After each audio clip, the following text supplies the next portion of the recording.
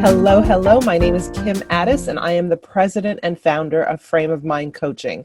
You have just joined the Frame of Mind Coaching podcast, where we invite willing individuals, leaders, bold people to come onto the show and get coached live and in person.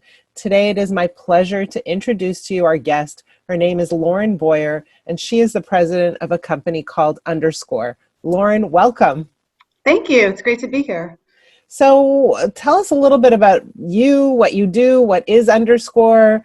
I did a little search. I read something about JavaScript and I thought, okay, I better just ask. Maybe I found the wrong thing, but tell me a little bit. Sure. Yeah, I don't know where you found JavaScript, but I don't know that either. I know it's a language that I don't speak, just like Okay, there's so a that's not you. That's No. not you. So the full name of the company is Underscore Marketing, and you have to spell the whole word out to get there. UnderscoreMarketing.com. It is the bane of my existence on every email newsletter that I've signed up for the past 13 years. But the company has been wonderful, and I have grown it from a little kind of infant child into what it is today, which is it's a global company that services very large and almost pre-commercialized pharmaceutical, biotech, and medical device companies and health institutions.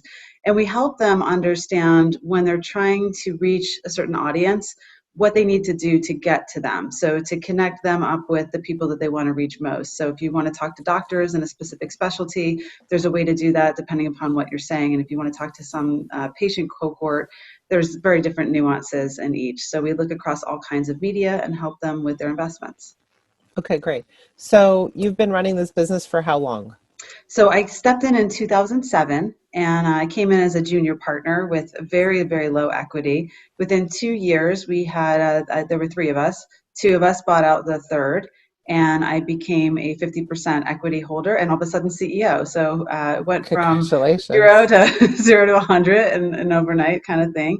But since that time, we've really taken a growth mentality and mindset and been able to, without taking external capital, grow into what we are today. Okay, and you started this company when you were first into it. Where were you physically located? So I didn't start the company, but I joined when they were infants and just kind of starting to crawl. So I don't want to take credit for somebody else's work. But I mean, where were you when you joined? When you started in the enterprise? Oh, so when I started, I was based in New Jersey, just outside of New York City. And I was working on the client side of the business, and actually had this company as my agency on the client side. So I told them I was leaving, and they said, "Wait, where are you going?" And I told them I'd start a competing business, and they said, "Oh, that's a terrible idea. We have one that could use some help." So that's how it worked out. Okay. And how's business now, given COVID and everything else? Yeah, we saw some softness early on. I think there was some hesitancy on the part of many advertisers, especially with sensitivity in, health and wellness treatments and, care messaging as to what was appropriate. A lot of folks were not going into doctors' offices, and telehealth wasn't quite sorted right at the beginning. So we did see some softness this year, but the truth and the reality is that people need to take care of themselves now more than ever. And the health messaging is extremely important, especially when it's nuanced, especially when there's something specific that a patient population needs and they can't go to several doctors and get referred into the right care, the way that things are with COVID. So I think ultimately it's been, more of a help than a harm to get people thinking in that health frame of mind. Okay, so it sounds like business has recovered and you're doing well because there's a huge need for what you do right now. That's my sentiment, but knock on wood, I think there's a lot of people that wouldn't say that, and I don't want to jinx myself. So. Okay, we won't jinx you. So what is your challenge that you're bringing to the table today? Okay, so I've got this company that's rolling. I feel very good about it. Love my team, love my clients, and just when you feel like you've got it all together on one hand, sometimes other things start to get in your way. And I feel like what's getting in my way right now is the fact that I've made a very big shift. And, some things shift around you and cause you to rethink other things, you do yourself. But my situation is that I have two kids that are, one is now a senior in high school, and the other one is a freshman in college. And fortunately, both have been able to go to their schools despite the COVID situation. So we have one out in Boulder, and he's a freshman. And the other one decided she didn't want to complete her education in the school she was in New Jersey, and she got into Interlochen Arts Academy, which is a tough school to get into, but she wanted to advance her singer-songwriting passion early on and not wait another year. So she's out in Traverse City, Michigan. So we have the two of them, and I'm not with their father, haven't been for years. We're very good friends, which makes things a lot easier. Mhm. So I didn't need to stay in the big house in New Jersey, and I'm engaged to a fellow EO member who I met through the circuit. He lives up in, Congratulations. yes, thank you. It's wonderful. He lives up in the Albany area with his three children. And so it didn't make sense to stay down there, even though I hadn't anticipated moving so soon. I think everything got accelerated with COVID. And we have custody of one of his three children. She's lovely. She's 16, very independent, very easygoing. Some people roll their eyes when they hear that, you're with teenagers, but luckily in the case of my two and the case of Craig's, they're wonderful, like very well-adjusted, easygoing kids. And so the two others live with their mom. And there's some tension between Craig and his ex, so that's not always wonderful. But kind of life is what it is, and everybody takes it in stride. And I think the adjustment of moving up to a different location as you're running a business, as your kids are gone, as you're adjusting to, new kids that, you're having the pleasure of getting to be with, but not necessarily having that have been your master plan, is all coming together at once. So this is what I'm working through on top of COVID. So let's kind of just define the challenge per se. Is it, I don't know what my priority is? Is it, I just feel overwhelmed? Is it like, I feel like a fish out of water? What is the feeling? I think it's more fish out of water. I think it's more, wait, this wasn't exactly the plan for right now. Where is my big beautiful house with the baby grand, and who are my friends now? What am I doing? Like, where do I go for normal stuff? I mean, I just got a doctor up here yesterday. Uh-huh. But I think it's that, like, sort of the empty nest syndrome coupled with relocation, coupled with, family integration. And you're like, what's going on here? So I think there's a lot of sorting to be done and a lot of day-to-day demand with the business, because while COVID has been, I will say, kind to us, that has generated a lot of additional work and demand on my time and focus.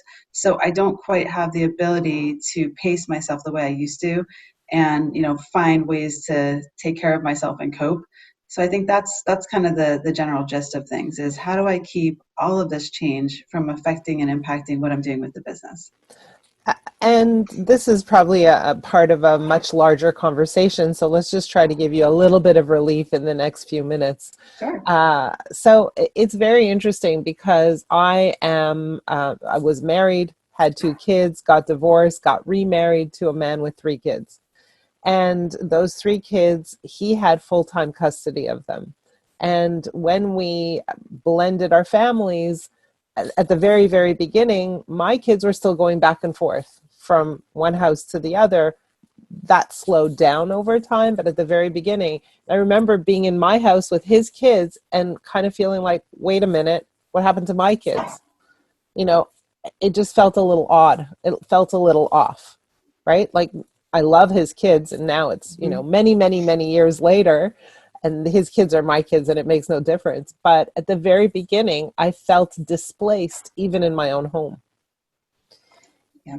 Yeah. Yeah, I So can very much identify with that, Kim. I think it's, so the other thing that I didn't mention is, in the divorce scenario, and things go down the way they go down, no judgment, but the kids' family house ended up being on the market. And it's a nice house. your No, children's, so the Craig's kids' family correct. house.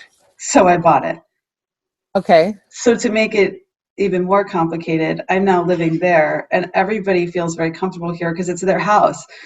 But then I bought it, and it's supposed to be my house, but I don't feel like Okay. I'm home. Right.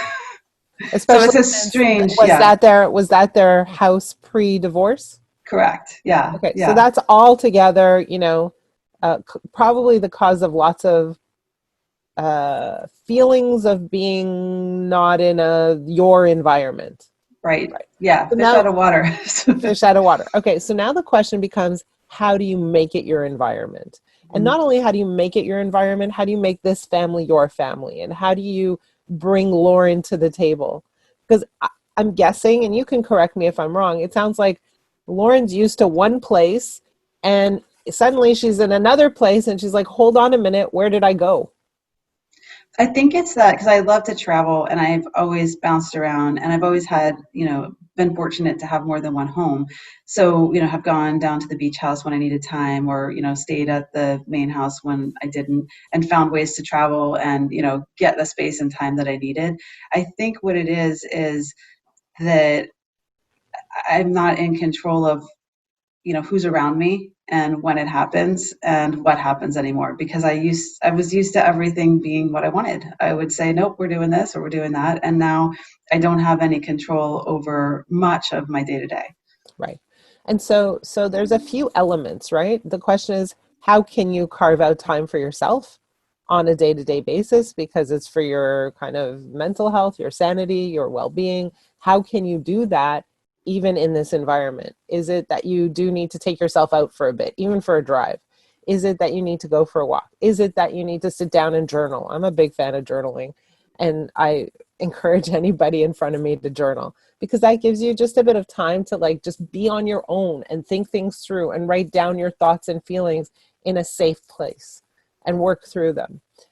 So, part of that is, how do I carve out time in my schedule, daily, weekly, monthly, that's just for me? But beyond that, you're in a new place and you're in a new environment, not only physically, but in a new family environment. So now the question becomes, how do I make this a family that I belong to, and quite frankly, that I'm at the front of, Right. right? Because you're the female lead in this situation, right? So how do I do that?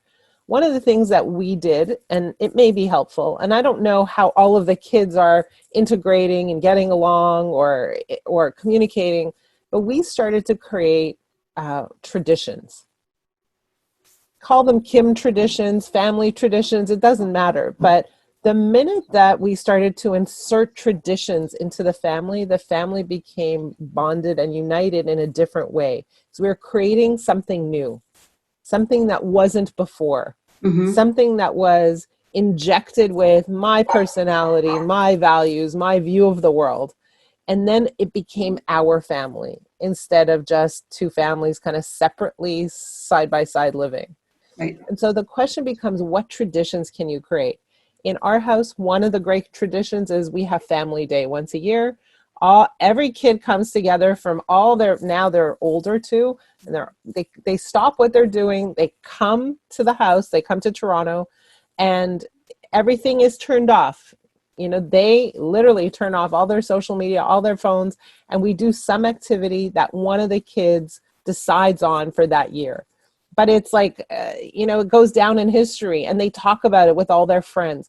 But for you, it's what traditions can we implement on Mm-hmm. a regular basis that they look forward to, that are now not just Craig's family traditions, but it's the blended family tradition that's created.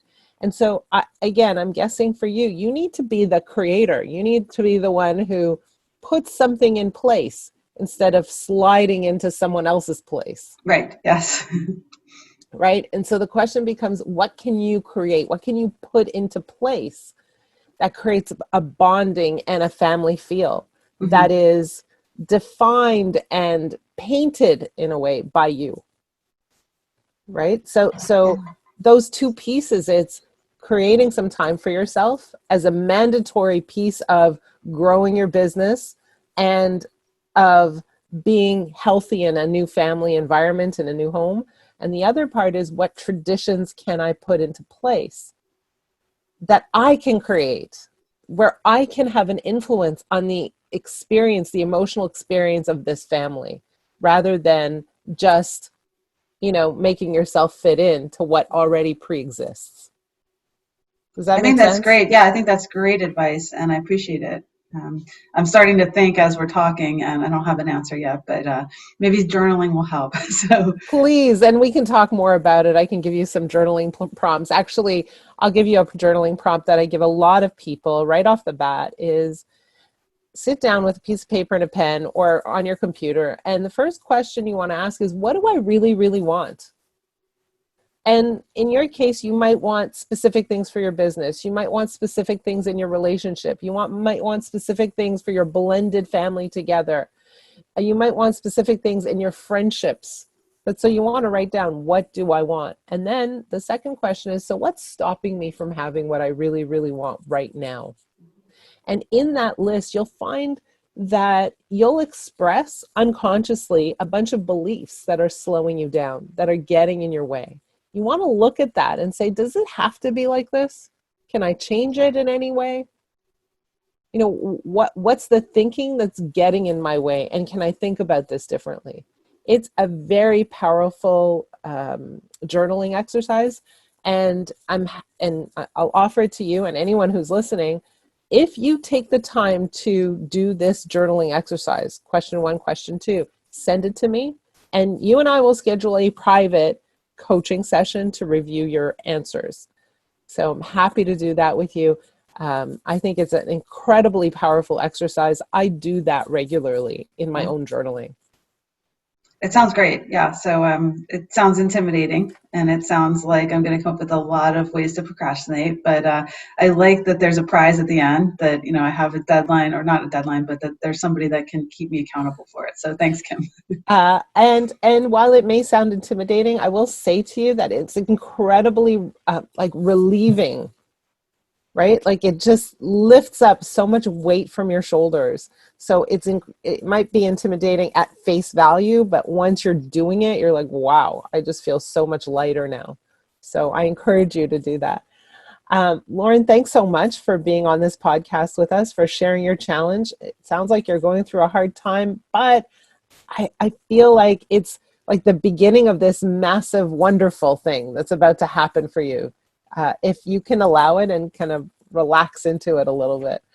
So I'm really excited for you, and I hope that I hear how things unfold for you in the next month or 2 or 3 or even a year from now. For those of you who are listening, thank you for joining us. If anyone out there has a challenge that they want to share on the podcast, please reach out to me. My email address is kim@frameofmindcoaching.com. And if anyone out there has a challenge that they don't feel comfortable sharing on the podcast, but would like to talk about, please reach out to me. Anyways, my email address is kim@frameofmindcoaching.com. Lauren, thank you so much for your time, for your willingness to be on the podcast. I really appreciate it. Thank you. Great suggestions, and I'm glad I did it.